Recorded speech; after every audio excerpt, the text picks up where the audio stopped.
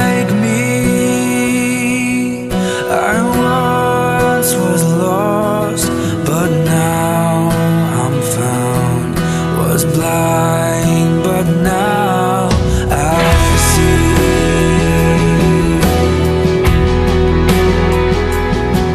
'Twas grace that taught my heart to fear, and grace my fears relieve. How precious did that grace appear, the hour I first believed. My chains are gone, I've been set free. My God, my Savior has ransomed me, and like a flood, His mercy reigns. Unending love, amazing grace.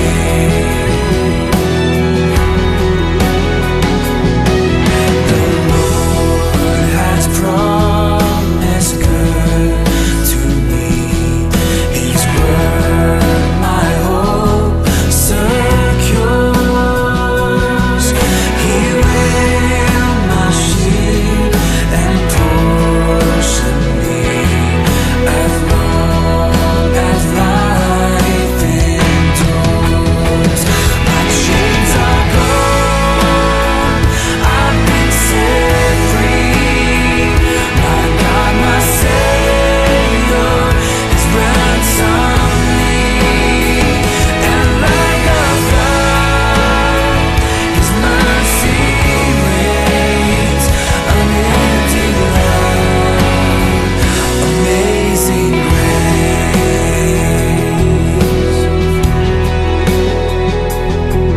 The earth shall soon dissolve like snow.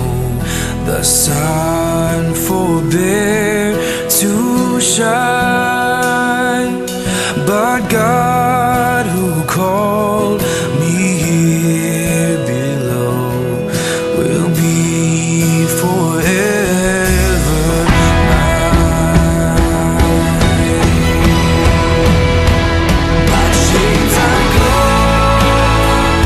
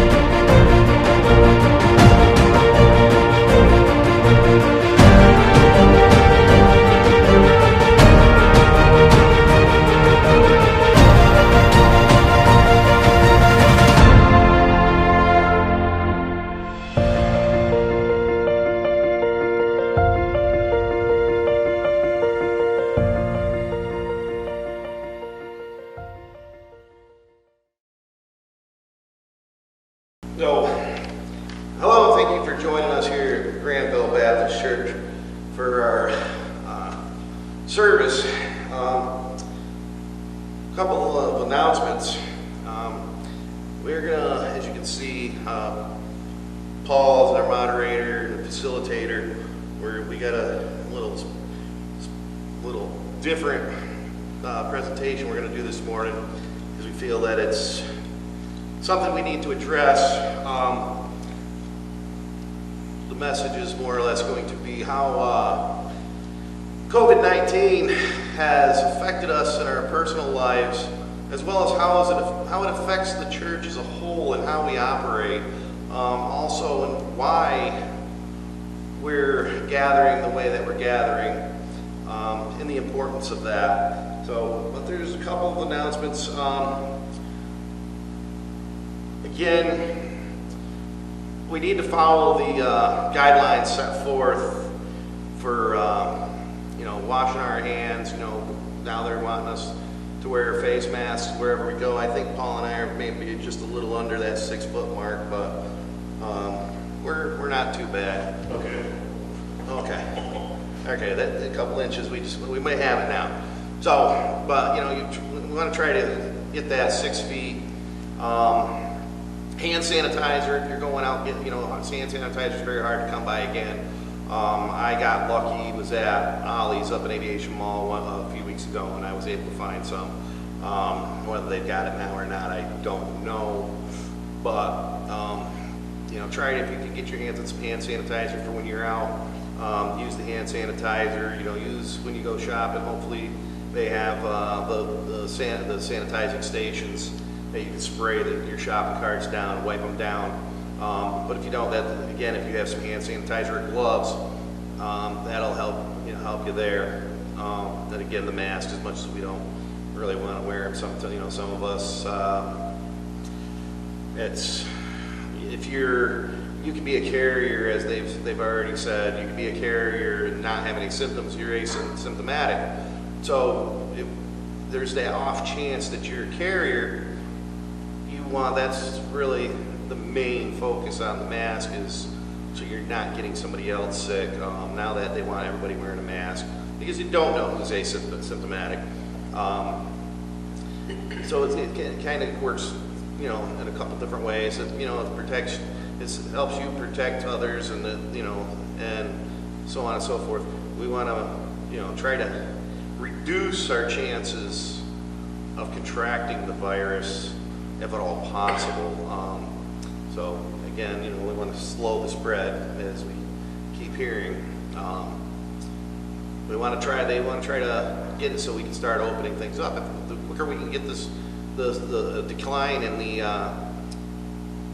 cases of this virus, the quicker we can get to somewhat of a normal life. We also want to remember that just because somebody's got a cough doesn't mean they have coronavirus. No, I don't have coronavirus. Paul does not. I do have serious allergies, though. Yep, we are in that time of pollen starting to float around. I know that everybody sees a little bit of snow on the ground, as I woke up to this morning in Queensbury. How can it be pollen? Well, it's kind of rearing its head slowly, but it's going to get worse, and some of us have allergies. I know I have allergies. Paul's got allergies. I actually have asthma. And Paul's got asthma. So we got to keep that in mind too, that we don't want to look at everybody like they're a leper, so to speak, just because they got a cough.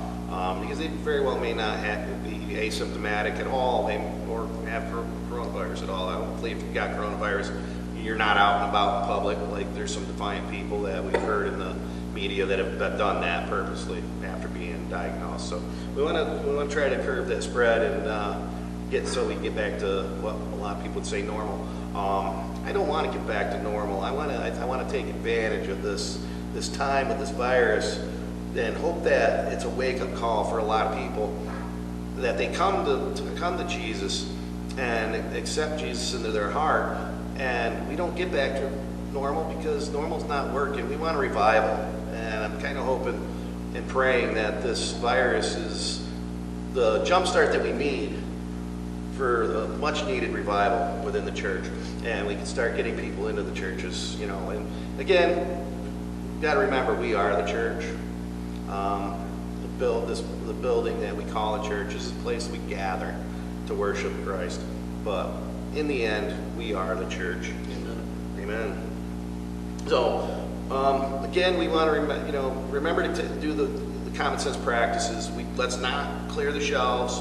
It's not the end of the world. Let's shop like we would normally shop, and hopefully everybody starts doing that soon, and we can start getting the supplies that everybody needs, like toilet paper, paper towels, back on the shelves.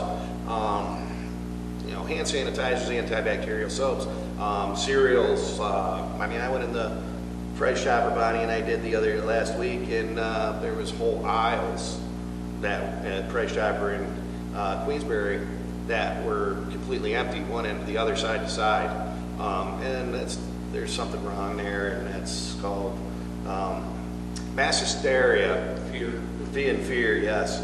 And the world's not coming to an end. We're fighting a virus like we've fought several other viruses, like SARS and H1N1, Ebola. So this is not the first time we've had a pandemic or a epidemic. So we need to kind of remember that we've had it before, and it wasn't the end of the world, and it's not going to be now. So let's be smart, and let's look out for our neighbors, make sure they can get what they need also. I mentioned before every service, church still, even though we're not gathering here, the church still needs its offerings. We still need to tithe the church to make sure that the funds are there that the church needs to operate, because we will get back in and we will start operating again. So we want to make sure that we're getting everything, those funds in here that we need, so that when we can get back to gathering, we don't have to worry about the bill, how those bills are going to get paid. So let's remember that. So, and spring missions offerings for America for Christ, they are still greatly needed. So let's make sure, I mentioned them last week, let's make sure that those offerings are still sent in. If you're sending an offering for America for Christ, in the memo section of your check, just write AFC in there, and they can be sent in to the church. You can send them, if you're sending an offering for AFC and for the church, for Granville Baptist, you can put them in the same envelope. Just make sure in the memo section you write, GBC offering and AFC offering and the memo, so we know we can separate, we know which one's which. And those offerings can be sent to Granville Baptist Church, P.O. Box 63, Granville, New York, 12832. So we want to make sure that those get in, as they are greatly needed for both the church and for the missions. Couple correspondence. We got some correspondence, some cards were sent in. I would really want to thank Chet and Rebecca Mead. Sent some really nice cards to us, and lately.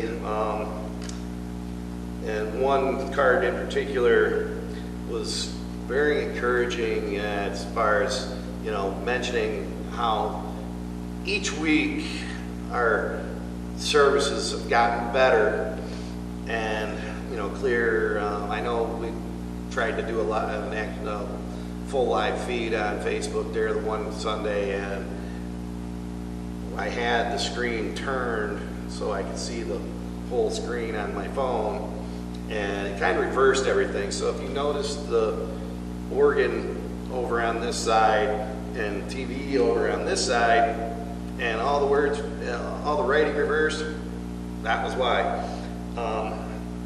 So this one particular card that they bring in each week, the messages get better and better.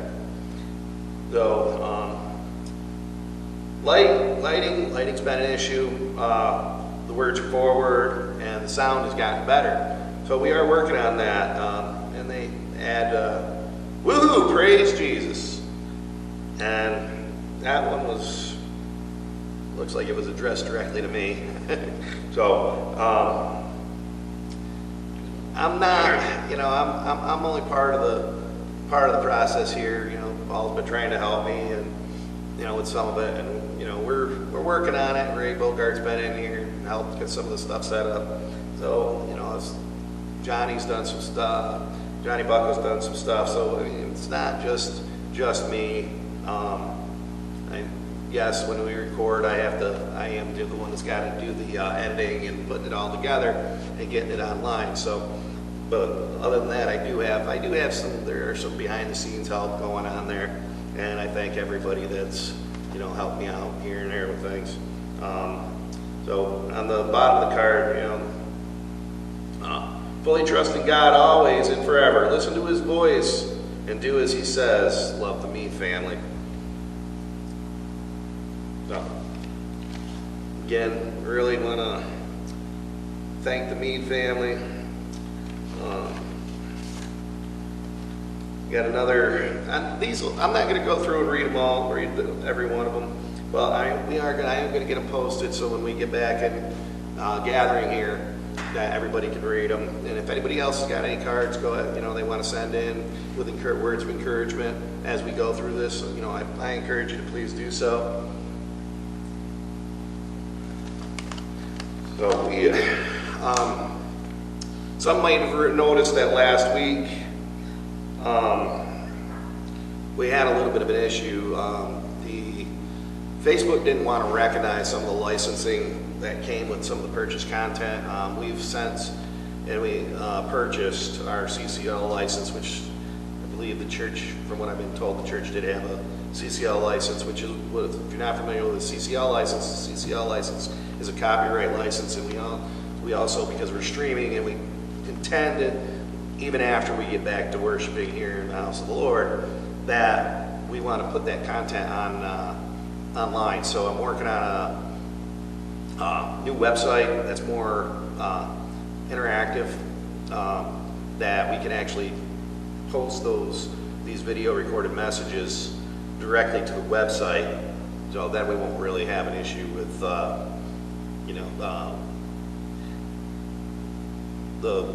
like Facebook or YouTube, having their algorithm start kicking block content because it doesn't recognize the licensing.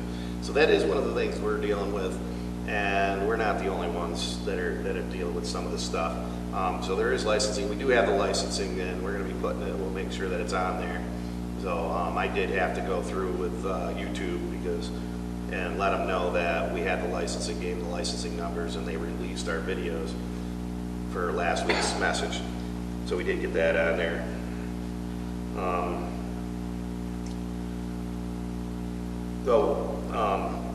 We want to keep praying for those that aren't well, that weren't well before we had to go to this extreme, like Rebecca Mead and Irene Bogart and several others. We want to continue to pray for them, for everybody. We want to pray for everybody in general, that they stay healthy and well, and those that weren't well, that they get well and they can get back with us. So we want to do that. So, what do you say, Paul? Time to go to Lord in prayer? I will do so, yes. All right. Heavenly Father, we want to thank you for the blessing that you give us today. We come to you humbled in your presence, as we know you are watching over us each and every day. We ask that you come to us in our time of need during this pandemic and just guide us through your words. And just, Father, we ask that you just watch over everybody in the world and watch over our sick. Watch over all of our essential workers as they work very tirelessly to get, in the medical field, in the fire, EMS, and our police officers. And also, we don't want to forget about our essential workers in the medical manufacturing industry, as they are there on the front line as well, because without the medical manufacturers, the medical professionals in the hospitals and the health centers are not going to get the things that they need either. So we just really ask you to watch over them, keep them healthy so they can keep doing what they do, so they can take those of us that can contract this virus and they can make us healthy again. Father, for those, if you could watch over those of us, and if it's in your will to guard us from this illness, we ask you to do this. And Father, we ask that you can get this virus, gone. Just push it away, breathe on it, make it go away, so we can get back to gathering in the house that we use to worship your great name. The words that you've given us to be loving and caring people. That would be just a blessing in itself, to be able to get back in our houses of worship and gather as we would have prior as a church family. Father, we ask this prayer and all our prayers in the strong name of Jesus, who taught us to pray. Amen. Amen. So, we've been talking. We kind of got an idea of where we're going, and it's very important to remember that this virus has affected us in so many different ways. But we want to watch out for everybody and realize, you get some people that aren't Christians that go, "Where's your God now? Is he protecting you?" Obviously you've done something wrong, and that's not it. Like 1 Thessalonians 5, 9 through 11. For God has not destined us for wrath, but to obtain salvation through our Lord Jesus Christ, who died for us, so that whether we are awake or asleep, we might live with him. Therefore, encourage one another and build one another up, just as you are doing. So, the scripture encourages us to gather and encourage one another, especially in this time of need, to seek salvation through Jesus. But we need to remember, we can do this in many different ways, not only here in the church, because we are the church. So, Hebrews 10, verse 25, and let us watch out for one another and provoke love and good works, not neglecting to gather together, as some are in the habit of doing, but encourage each other, and all the more as you see the day approaching. What does this mean? It means to fall to care. Means to fail to care properly for church. If someone neglects meeting together with their church, some would say we're not gathering, and this is not true. We still come together as a church in the manner that is available to us through web-based worship, like we're doing now. Remember, again, we are the church, contrary to what many fundamentalist Christians believe, that the church is the building. The church is the building was never the point to Jesus and the early church. Jesus teaches kingdom, not building. The scriptures are filled with evocative, vivid parables all about the kingdom of God. They were Jesus' central teaching, but this kingdom he speaks about is not where we're gathering, but when. when are we gathering in the kingdom? When are, it's not all about where we're sitting right now. Yes, we do the messages here in the church, and that is to try to keep a little sense of normalcy. Yes. So you can actually see the church that you were sitting in. Yes. So you're still coming to church when you sit in front and you sit and you're watching this. You're still coming to the church and you're seeing it. But again, we're trying to give a sense of normalcy. Even if it is from afar. But I cannot stress enough that we are the church. So we'll adapt and come together by whatever means we can. And again, remember, we are the church. So again, how has this virus affected us? How has it affected the church as a whole? Well, a lot of mixed emotions because you hear several, not just facts and evidence about science, but you also hear a culture of debate on to whether what is factual and what is not. And our culture, we can't blame it on anyone in particular, but whenever we hear something we don't like, we call it fake. And I don't think that's a good practice. You and I were just talking. I mean, there were even physicians in the Bible. We talk about Luke, the great physician. Yes, we do lean on Jesus. We lean on our God and our faith, but he's also directed many characters in the Bible to do things that were out of the norm to protect them.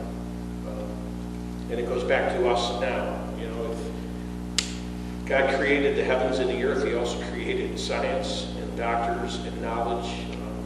We have to thank him for that. We have to use common sense. And I think that whole debate is what you're seeing right now. We love our fellow neighbors who fellowship and have faith too, but me personally, I'm concerned that we're not taking it serious enough at times, and trying to control the emotion that we want to get into and say, hey, what are you doing? Well, like you said, a lot of some of what's going around, and it's I'm going to keep saying the fundamentalist side about it's all about putting our faith in God. But like you said, it's about it's the science of it too, and that's what it is. It's like who are you going to go? Like you said, we were talking about earlier. You said if you got a heart problem, who are you going to go to? So we're going to, like we were saying, you're going to go to those doctors. Those doctors are, I like to believe that many of them have an ordination from God to be healers. Yes, they are. You watch some of the old Hallmark shows on TV, and the doctors, I think A Little House on the Prairie, the doctor was also the fill-in for the preacher when he wasn't there. They recognize his ministry to the body, the health, the physical health and well-being. And so there's more to us than just our spiritual well-being. We are very much like God in that sense. We're three-dimensional. We have a mind, body, and spirit. And in our church, we have a lot of elderly people. And these are many of the people that are dying. Well, like you just brought up, like Luke. Luke was a physician, but he was a man of God. So we need to not get in the mindset, and that's what a lot of people are, and we're getting into that, is the mindset of God's going to watch over us, and he is, but he's not going to do everything for us. We need to realize that we need to listen to the medical evidence, that this is a real thing. And I bring up like Exodus, and you and I were talking about it the other day with Moses and Aaron going to Pharaoh, telling him of what was to become, and with the plagues. And at the end, they took the sack. God told him, said, about taking the sacrificial lamb, Passover, and ironically, we just got through Passover and Easter, and so it was. The families were to gather that pure sacrificial lamb of about a year old, and it had to be pure and to eat it. And if one family couldn't afford to get that one lamb, they were to get it, share with other families, and then take on that last day and spread that lamb's blood on the upright post and the lamp. And even as Moses and Aaron told Pharaoh what was to become, he still didn't want to let the people, let the slaves go, let the Jews go, the people of God. And they stayed in during this plague, and that overcame Egypt. So I kind of look at this as our moment. I'm not telling anybody to go out and sacrifice a lamb and spread lamb's blood on your door casings. Just use common sense. But use common sense. This is our moment. I kind of look at it a little bit. And this You've got op training. What? Op training? Yep. You do a lot of op training? Yep. Gas. Somebody tells you to put your mask on. Tells you put your mask on, you put it on real quick, and Otherwise, your face is going to turn into a burnt marshmallow. So, we kind of want to listen. We don't want to be like Pharaoh and not heed the warnings. Some people may look at this and go, well, how can you compare this to Moses and Aaron telling Pharaoh to heed the warnings? But with the believers of God, they did listen, and they did what they were told, and they came out, and they went on, and Pharaoh's like, you know what? Okay, you win, I get it, get out of here, but not without pursuit.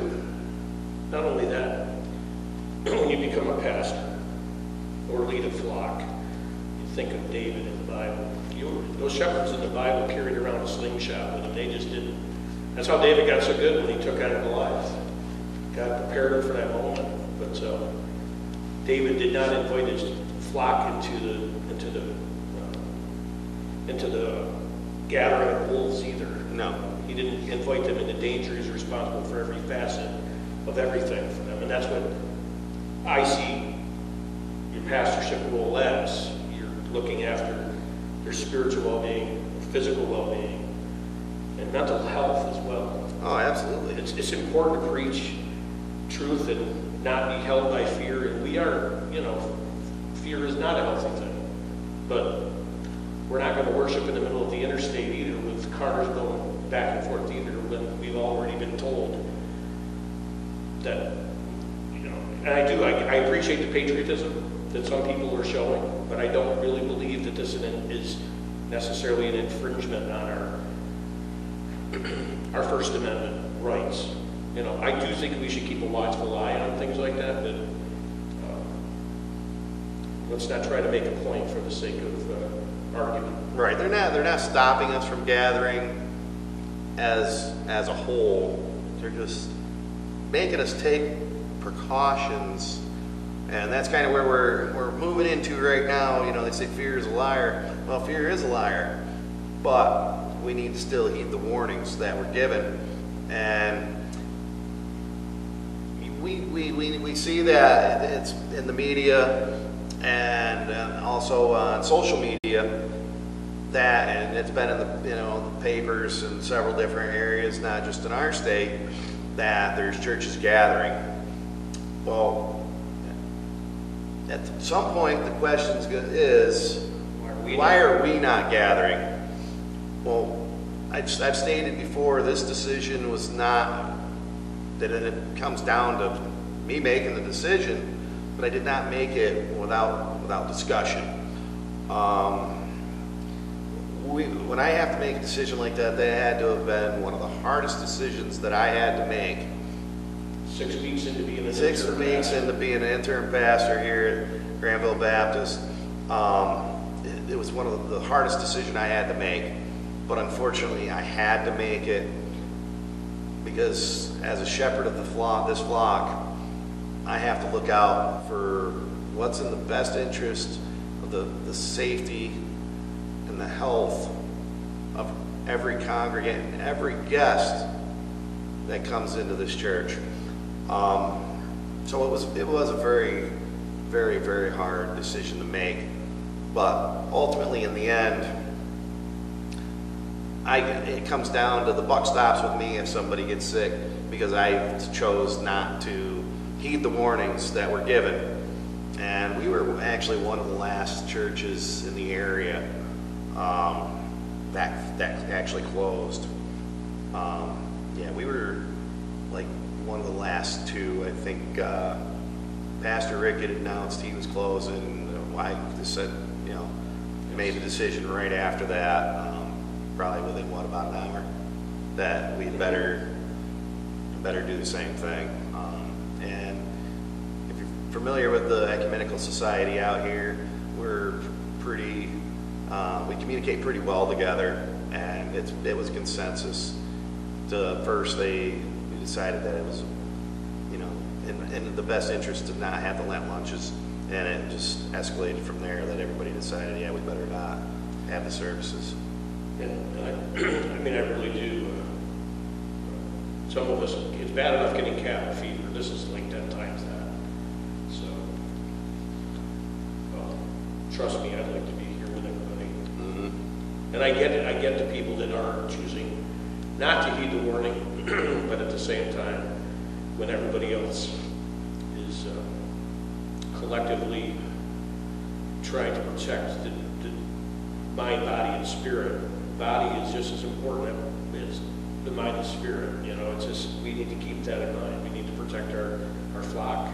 Well, we're not only just protecting our flock, we're doing this to protect to help do our part to protect the community at large, even those that don't come to our church, here with us and congregate with us and worship the Lord.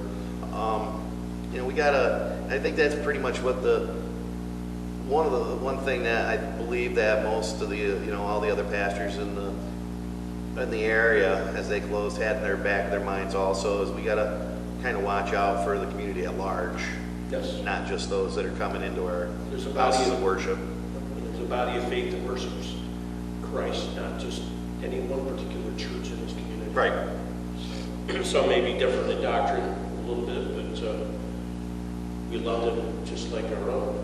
Absolutely. So, and that includes everybody, even those who are choosing not to heed this warning that we've been given. But all I know is you, as well as I, we've served in the service for a significant amount of time, and I know we take great pride in our service.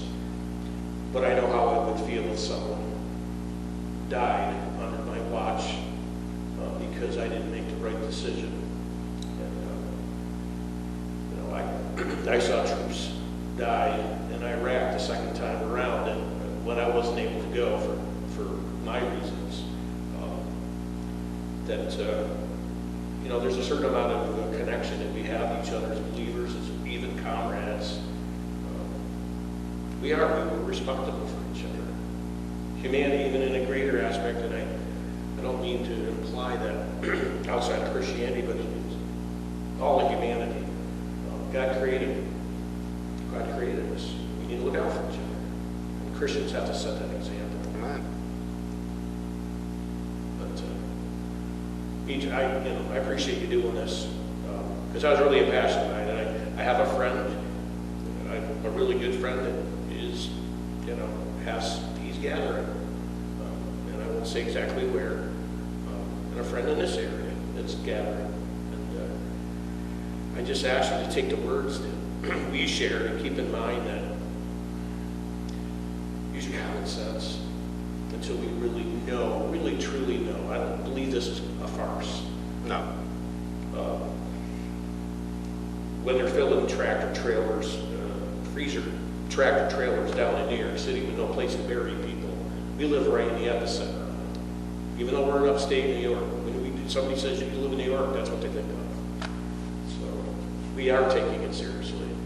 I don't want to bury my mom or an aunt or an uncle.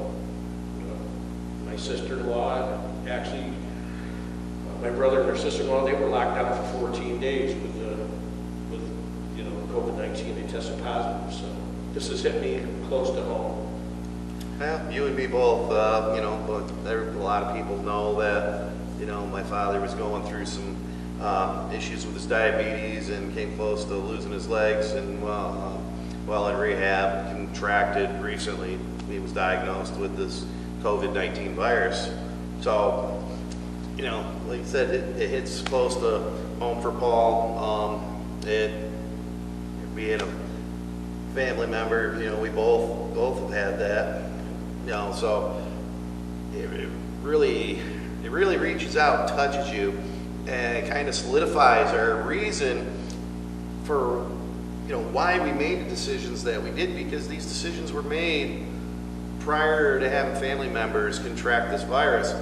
But this just gave us a really good, justification for why we made the decision we did, because you get to see, especially when you're in a nursing home, a rehab center, where they've already locked them down, and the only ones allowed in is staff. That it's still that easy for somebody to contract it. We really did not want to, in a house of worship, when you got more people in there. If it's that easy to get it in there after being closed down for, they stopped the people from going in, for a month or so? So if it's still that easy to get it in there in one of those nursing homes or rehab centers, how easy do you think it would be for somebody to come in here, or a couple people to come in here, and not intentionally, because nobody's going to intentionally spread this virus, but they'd be asymptomatic, be in the beginning stages of symptomatic and not even really realize it. And now one person give it to 5 or 10 people, and we really just did not want that to happen. So we just really, we're really watching out for everybody, our church family and our guests, to ensure that we don't, there's nothing worse than to be a pastor, somebody that made that decision to have church services and then have, one person or 5 or 10 people end up with the virus after being in our church. And then, because now, did you actually get it from the church, or did you get it from out in the public? You don't know. There's a chance that you got it in the church. It won't matter the way our society looks at people of faith. You'll be a target. Yeah. Just because it's convenient. But I don't know. Back to what you were saying, protecting people. I'm sure you remember the pattern, don't react to contact. Did it over and over and over again. And there might it might be really convenient to say maybe people are overreacting or being controlling over this concept, but I don't see it that way. We can loosen up after, we can party after we're here in church, we can celebrate when this is done and over with. Well, this is, I guess, you mentioned David and Goliath. This virus is our Goliath. Yes. And time is our David. If we want to look at that in that retrospect. How many times were the armies advance to try to stop Goliath? He's there. Send me the next one. Nobody wanted to go except for little David. So I do believe that waiting it out, weathering the storm, that time is our David. And we just have to. He was anxious to go in and do the deed, as we say in the military, get it done. Yep. But time is going to be our David. and this virus is our Goliath. So we just really need to heed the warnings. And again, it's not a decision that was made lightly, but was with love. It was made with love and compassion for our church family, our guests, and we'll say, it should be humanity as a whole, that, we don't want somebody getting sick, and we want everybody to be able to come back healthy. And when we do get the green light to worship, we may see other churches coming back sooner, when they say it's okay. But I think, we'll converse, we'll talk about it, and we need to make sure 100% that we actually are clear. Yeah, I want to have a body to come back to. Yeah. I don't want to prematurely say, okay, they said, Governor Cuomo said it's time to come back to church and gather. The White House said it's everything's A-okay, we're good to go, we can get back to gathering, let's get back to life as normal. I would rather err on the side of caution and just kind of watch it for maybe another week or two after that, just to make sure, because we can still watch the numbers through this CDC and the Department of Health, and we can watch the numbers. If the numbers still look like they're on the move. I just want to say that I appreciate you taking a lead on this, because I know being an intern pastor and having to do this was kind of throwing you a curve, a big curveball, and not being able to look at people and minister and make eye contact with them and shake their hand and just give them the right hand of fellowship is it's a real test. So we really, Grand Baptist Church appreciates you. And I'm not speaking, I guess I am speaking on behalf of Grand Baptist Church, and I know that they care about what you're doing. And that, I believe, maybe this is the appropriate time, but soon you'll be seeing some correspondence for me, because your internship was supposed to be on May 3rd. And me personally, I know many people feel, I don't want you to feel like I'm pitching, but I have pitched you. I think you proved yourself. But ultimately, it is up to the whole body, and I will be sending some correspondence out to address that. So hopefully everybody's watching this that can watch it. Tell your friends, other fellow church members, that you will receive some correspondence. And we address that. We'll address your internship as well as a vote on installment. Well, it is very important also, because we are going to come out of this, and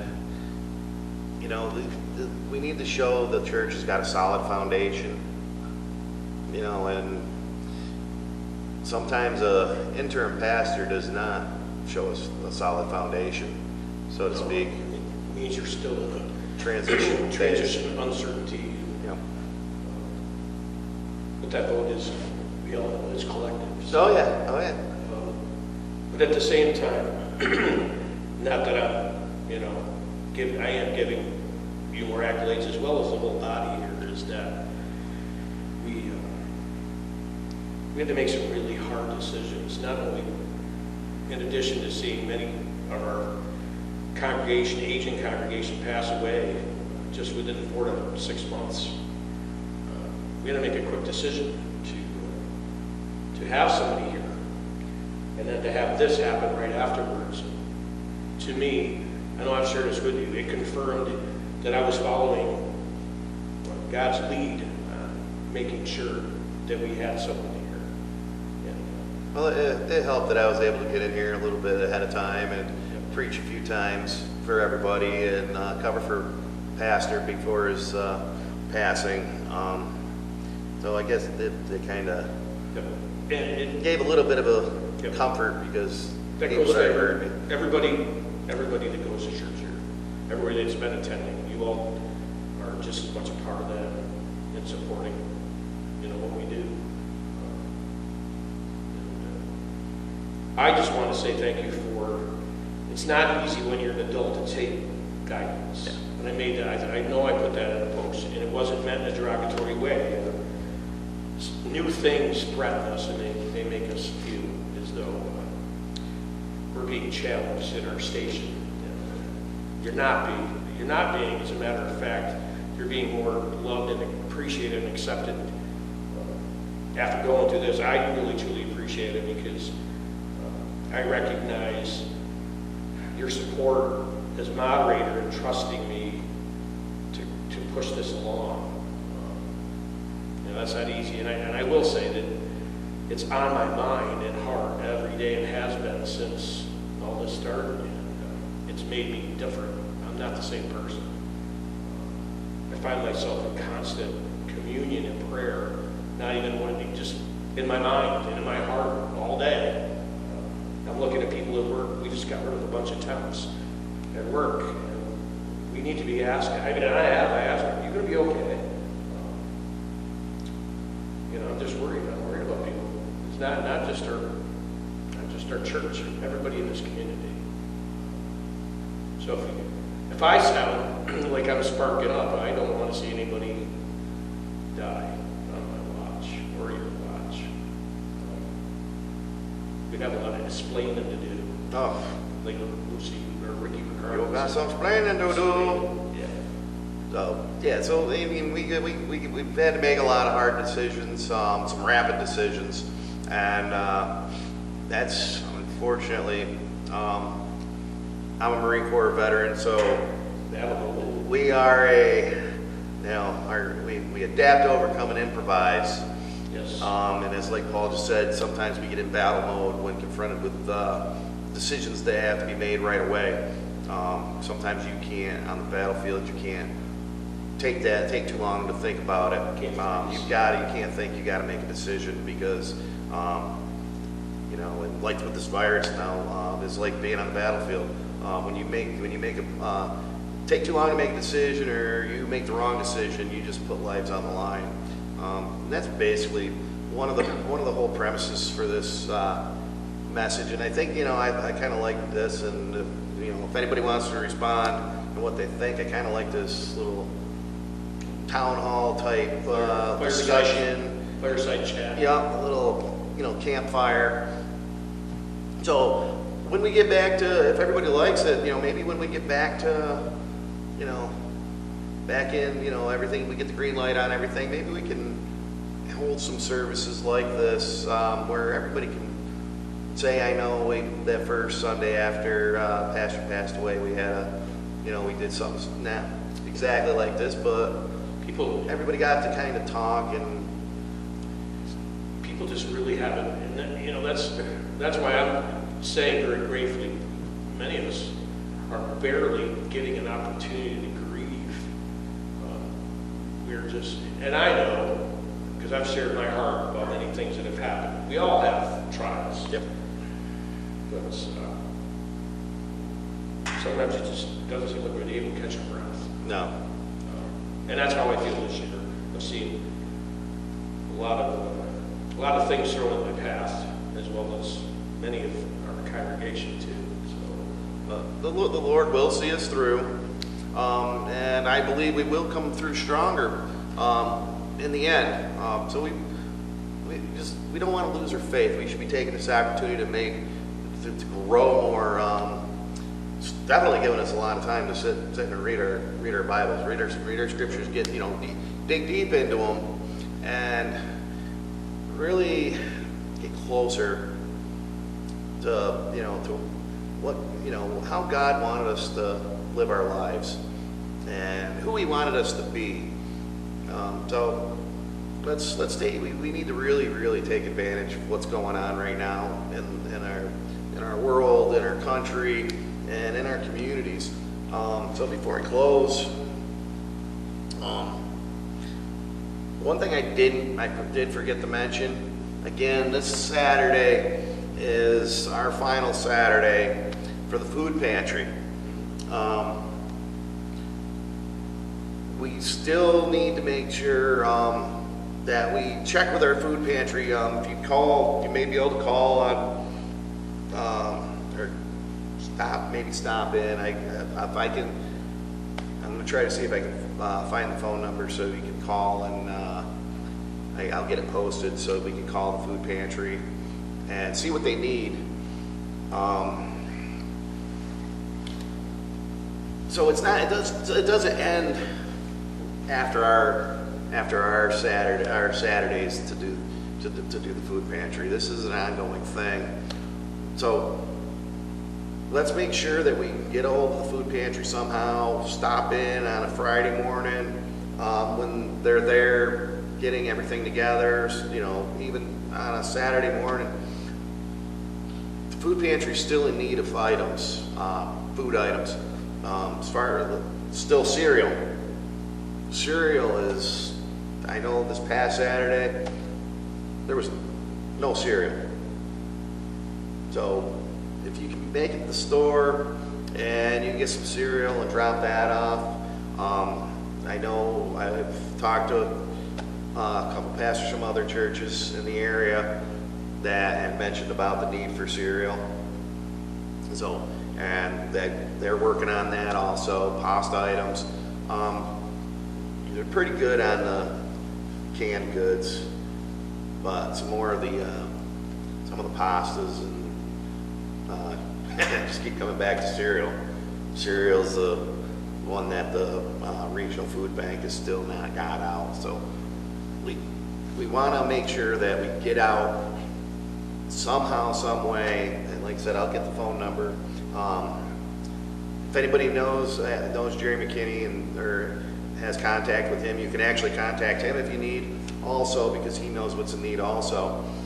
Let's reach out to our food pantry, local here in Granville, or if you're not from the Granville area, one of the other food pantries if you're viewing from outside this area, because I do know that there are people that from outside the Granville area that have been viewing and have reached out to us also for other pastoral needs.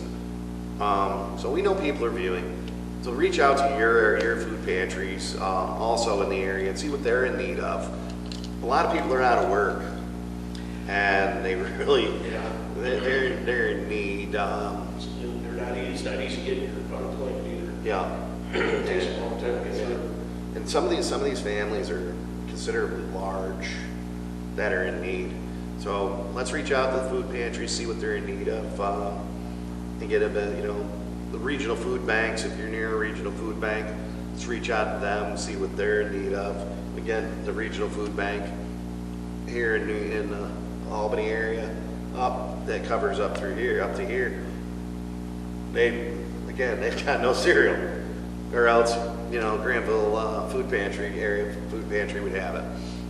So let's make sure we're getting out to these areas if we can. Not everybody can do this, but if you can spare it, who gives to the poor lends to the Lord. And if you can grow a garden, I would suggest you do it. That's what I'm doing. Yeah, grow a garden.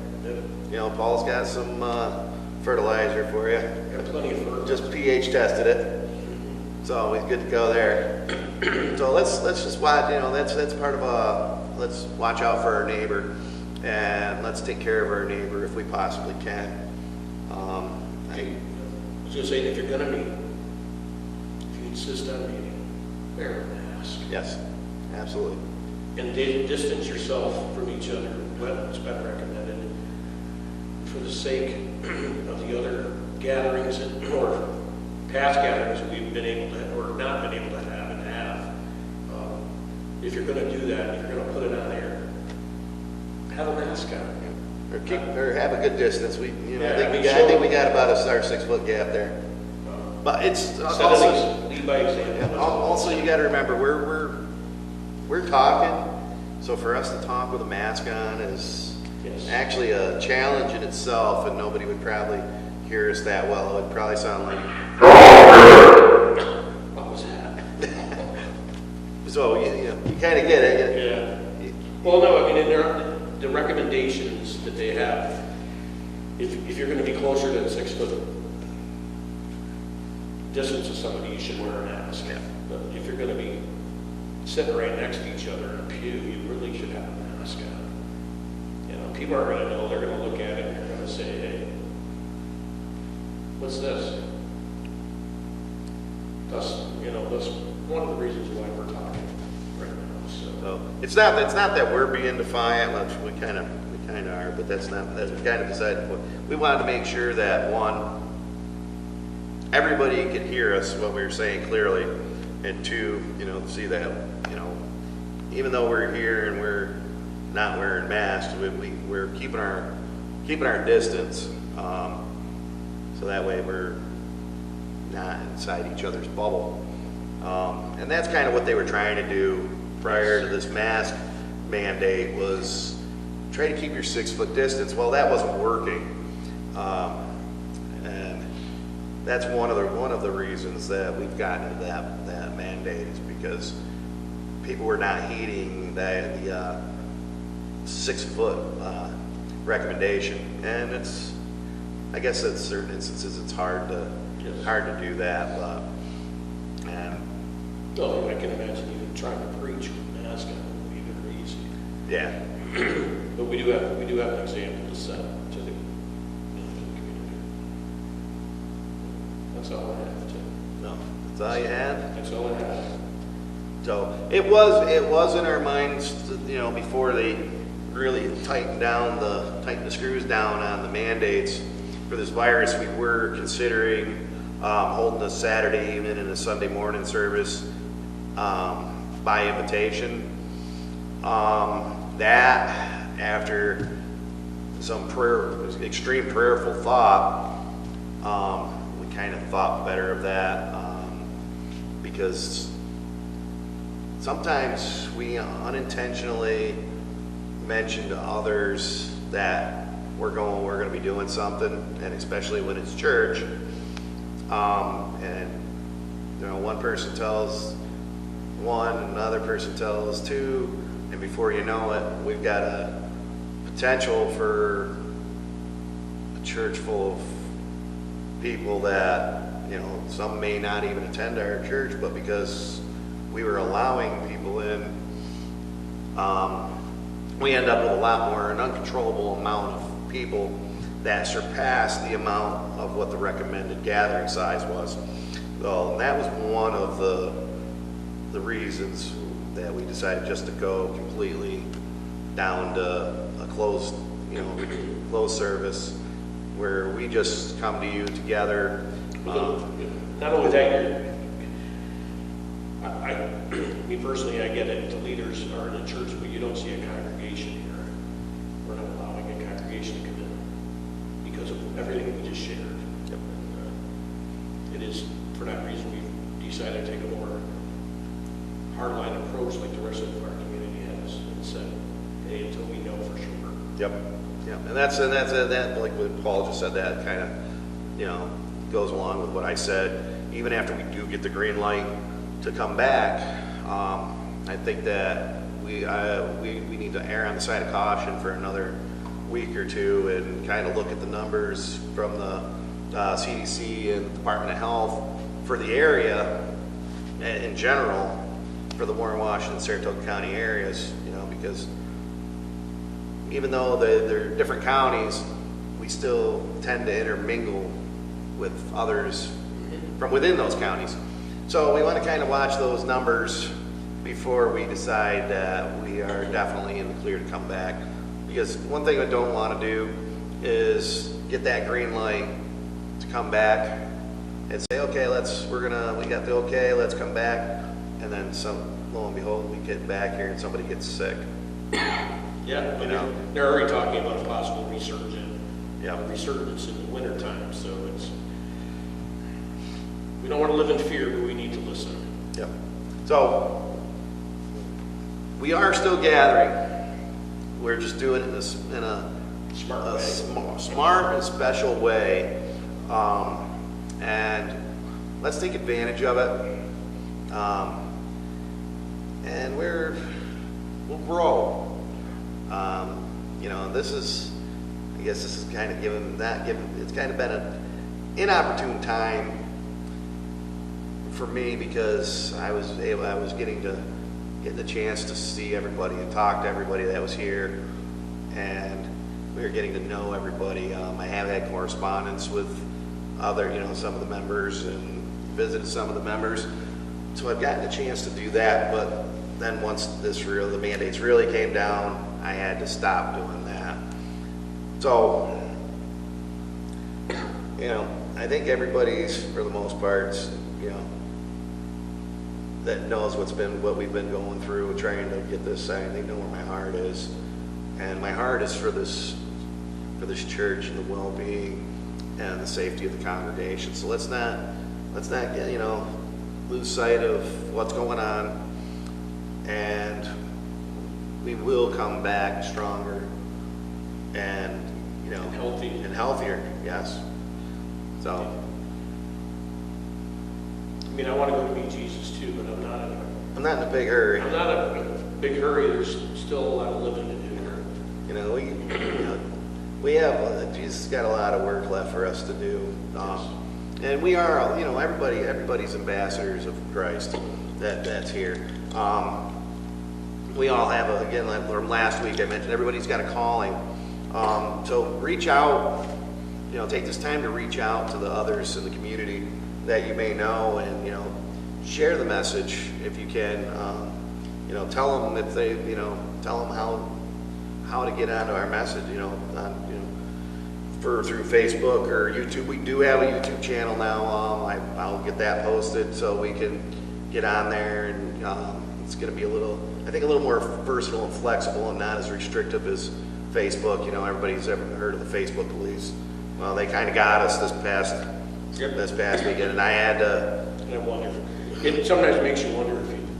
I think that somebody reported if you're playing music. So, this is how tired I was last Sunday. I actually went in because I had been up since 5 o'clock on Saturday morning, food pantry here, editing, getting it all together, getting it on there, and it was probably about 6 o'clock that night, he told me. So I didn't go to bed until about 2 a.m. on Sunday morning, and I was right back up at 5 working to try to get it, and I was not able to get it back up and everything.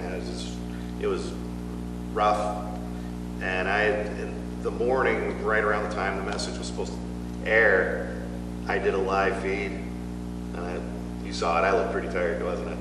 Yeah, I saw it. And I was so tired,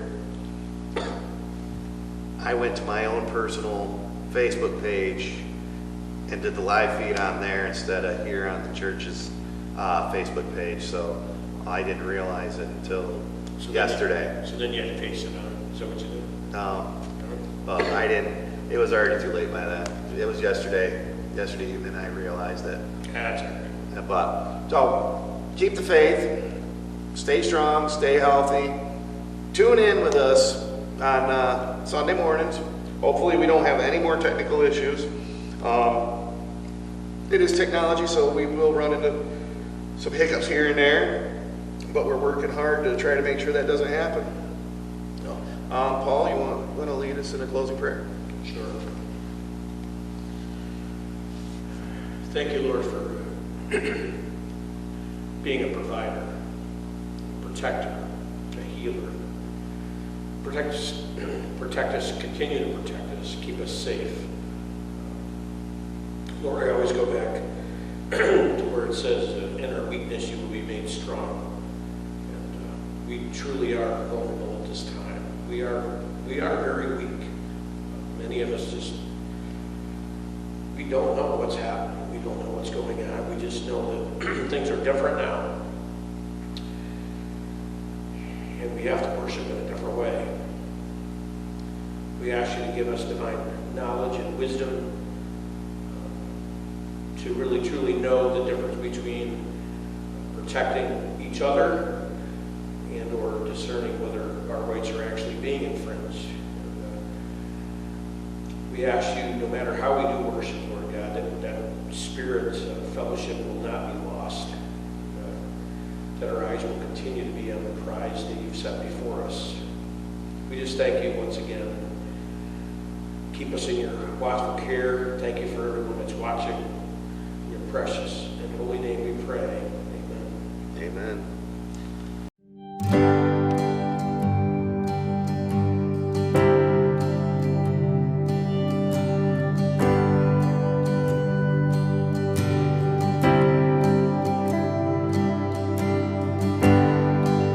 Worthy of every song we could ever sing, worthy of all the praise we could ever bring,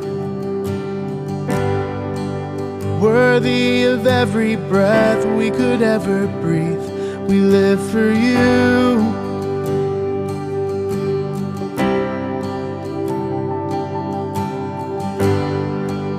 Jesus, the name above every other name. Jesus, the only one who could ever save. Worthy of every breath we could ever breathe. We live for you. Oh, we live for you. Holy, there is no one like you. There is none beside you. Open up my eyes in wonder. Show me who you are and fill me with your heart and lead me in your love to those around me.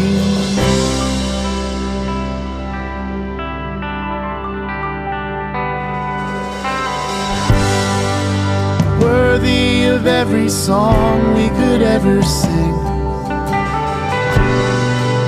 worthy of all the praise we could ever bring, worthy of every breath we could ever breathe. We live for you. Oh, we live for you. Jesus, the name above every other name. Jesus, the only one who could ever save. Worthy of every breath we could ever breathe. We live for you. Oh, we live for you. Holy, there is no one like you. There is none beside you. Open up my eyes in wonder. Show me who you are and fill me with your heart and lead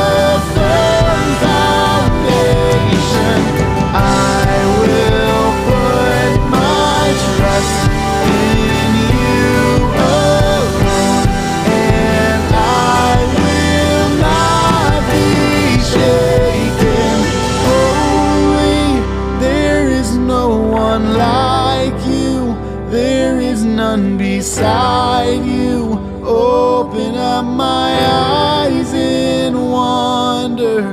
Show